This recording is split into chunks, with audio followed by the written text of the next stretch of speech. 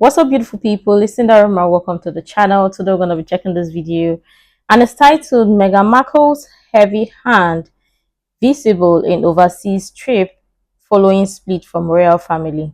This is interesting. Ever since the successive visit to Nigeria and their unofficial royal tour, there have been so many information about them. So yeah, I'm excited to check this one out to hear what they got to say.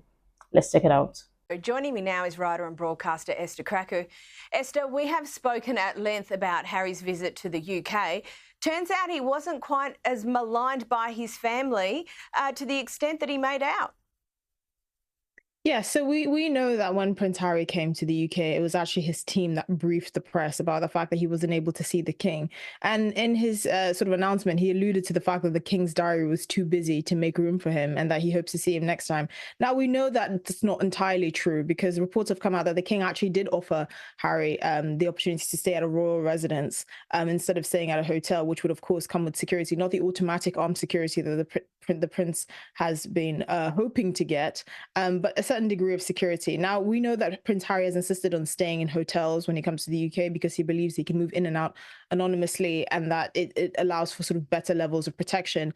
But it does beg the question as to why he chose to refuse staying at a royal residence. If he stayed at St. James's Palace, for example, he would have been right next to Clarence house and he would have been able to see the king, even if briefly. But the fact that he chose to stay at a hotel and then brief the press is kind of indicative that he's trying to make a point.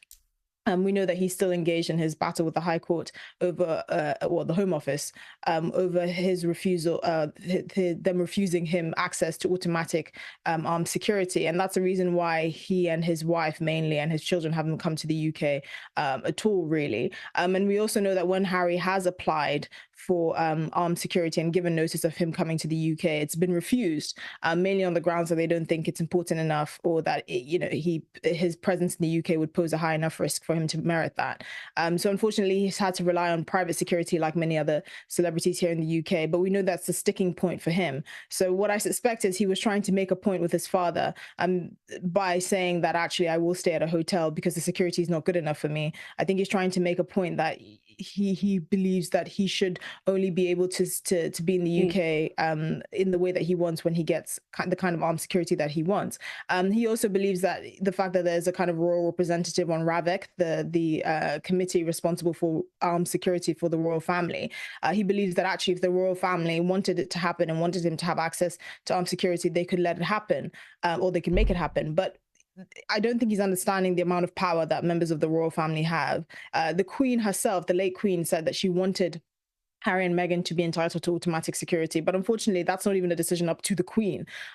So I think Harry's anger is a bit misplaced, but it does show a different side of the coin because we know that there was no briefing from the royal household. It was all from Prince Harry's team, and that again brings up the issue of trust because he's clearly trying to put out a narrative and say that actually the king couldn't fit me into his busy schedule, but actually the king is also undergoing cancer treatment, and if he did offer a royal residence, a proper royal residence, I'm assuming somewhere close to Clarence house, that is a sign that the king is trying to reach out. And for Harry to brief the press and say actually it was the king who couldn't make time for me instead of him saying he refused to stay at a royal residence does paint a different picture, and it's probably going to show why relations with the royal family are not going to warm up anytime soon. It's Harry's way or the highway. And the fallout. Can you imagine? So now Harry doesn't want to be part of the royal family, but he still wants access to security.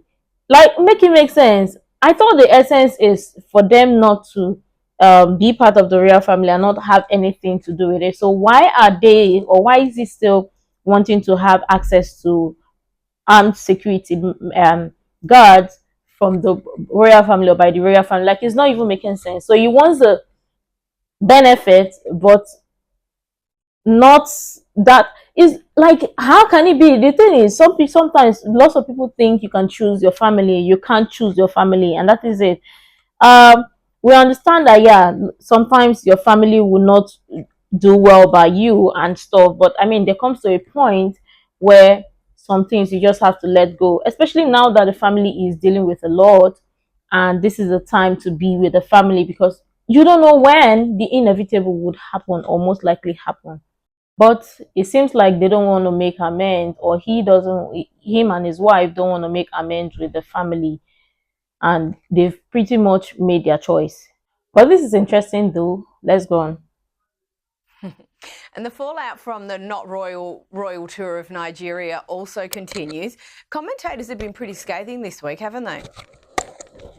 Yeah, so the reaction has been quite mixed. So there have been people that did go to Nigeria to see out the royal tour, and they said, the people around the Sussexes were quite, happy with them, and they were quite excited. But the mood from the general public was, why is this happening? Why is the Nigerian military spending all this money? Nigeria is not a particularly very well developed country. There's a lot of poverty in the country, so they didn't really see the kind of point of this, especially because they're not representing the United Kingdom. They're just there on sort of a private tour for their charity.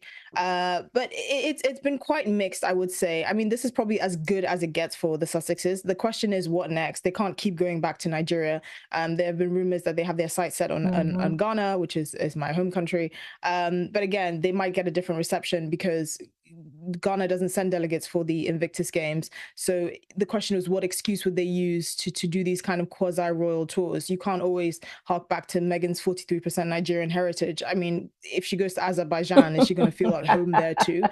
So the question is, how are they going to facilitate these sort of semi-royal tours, or is it just going to be the one-off kind of press bonanza that they seem to be going down? Maybe they'll be trying to push any kind of new media content that they come out with. But again, the markets that seem to warm up to them, particularly sub-Saharan Africa and potentially East Asia, they probably wouldn't be that keen or really care if they do any sort of media stuff, because all the kind of media gold is gone. They've said everything they wanted to say about the royal family. Anything to do with their farming and their chicken coops on Montecito probably won't drum up as much hype or interest as they think.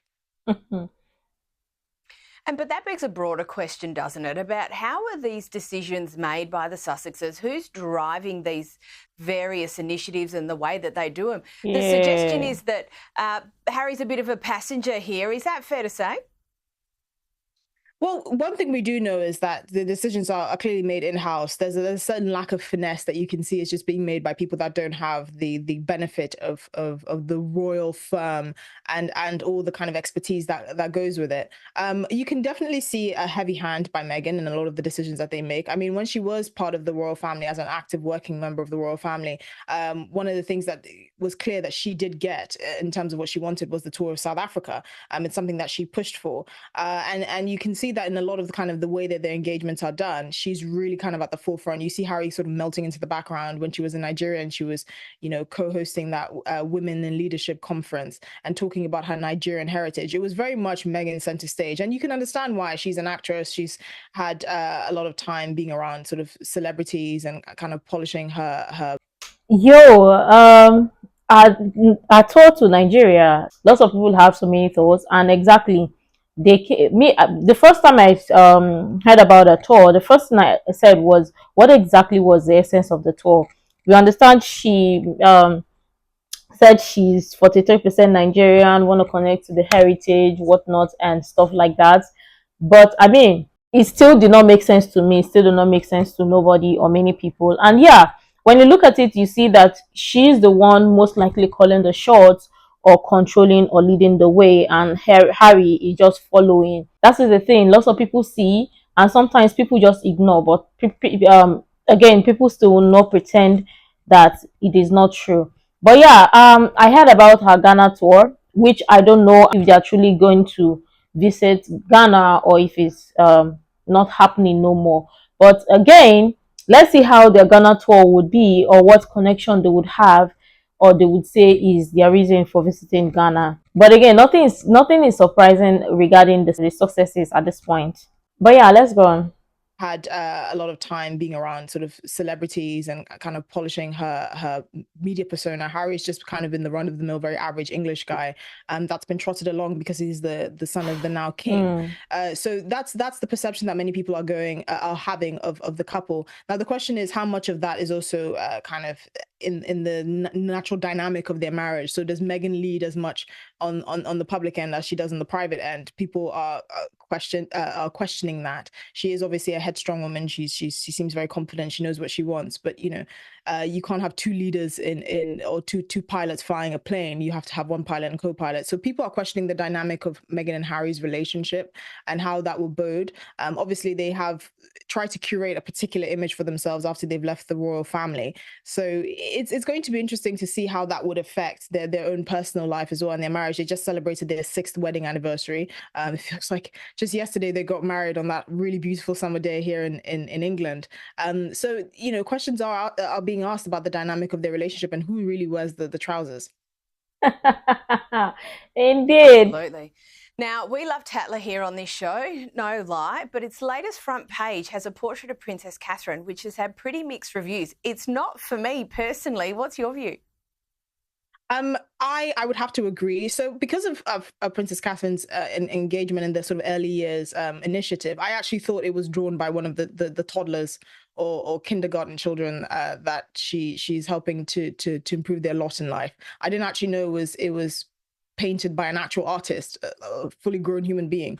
But it has come under fire because many people say it doesn't look like her. I mean, if it wasn't for the dress that she's very famous for wearing, many people wouldn't actually know that. And following the controversy over the king's most recent portrait, which looks like he was like a bat out of hell, this is a bit underwhelming. Many people are asking if the royal family are just being slighted by these portraits that keep popping up that don't show them in the best light.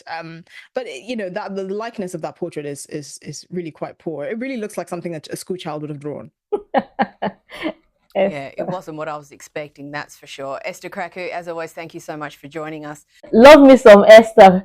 But interesting. I love Esther because she says things for what it is and she's always articulate with her speeches.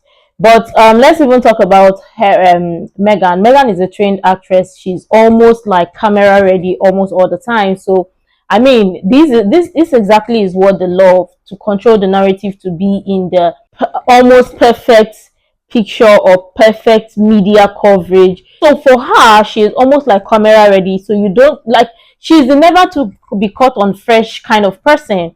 And when you see that even with the Nigerian tour or Nigerian unofficial royal tour, that the angles, everything, like every photos, the media and everything was almost camera ready, was almost too perfect, because I mean that is how they wanted it. So of course it is evident that she is the one controlling or calling the shots. But again, just like what Esther said, who is wearing the trousers? But I mean, lots of people might have their speculations regarding both. Maybe it may still be her that is controlling the family, or what do you think? Because I mean, if she is the one controlling or calling the shots on the public, when you see the things or their dealings, you see that okay, she's the one taking the lead. So it will not be uncommon if she's also the one taking the lead in the family.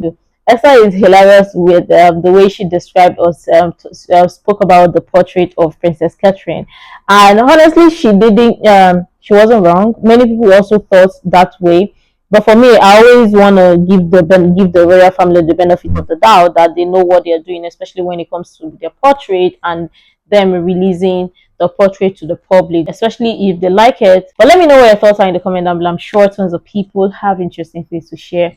I would really love you to share that and share the useful information you think might be really helpful. Make sure to like, comment, and subscribe. And all of that stuff. And until next time, see you in the next video.